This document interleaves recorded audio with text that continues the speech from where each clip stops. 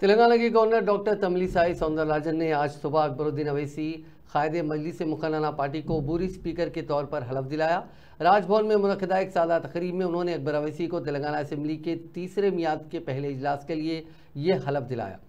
اکبرالدین اویسی نے اللہ کے نام پر حلف لیا۔ اکبرالدین اویسی کو اسمبلی کا سینئر رکن ہونے پر عبوری اسپیکر بنایا گیا۔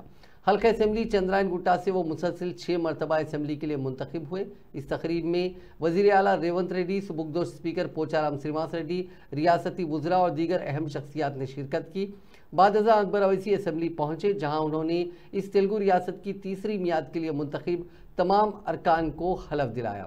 سب سے پہلے وزیر اعلیٰ ریونت ریڈی نے حلف لیا، ان کے بعد نائب وزیر اعلیٰ بھٹی وکرمارکا نے حلف لیا۔ اسمبلی کے پہلے اجلاس میں تقریباً 101 ارکان نے حلف لیا۔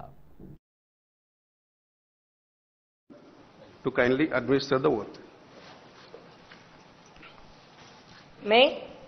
میں اکبرالدین اویسی، جسے قانون ساز اسمبلی کا رکن منتخب کیا گیا ہے، اللہ کے نام سے حلف لیتا ہوں کہ میں قانون کی روح سے رائج دستور ہند کا وفادار اور فرما بردار رہوں گا، ہندوستان کے اقتدار اعلیٰ اور اس کی سالمیت کو برقرار رکھوں گا اور اس فرض منصبی کو مجھے تفویض کیا جانے والا ہے پوری دیانتداری سے انجام دوں گا۔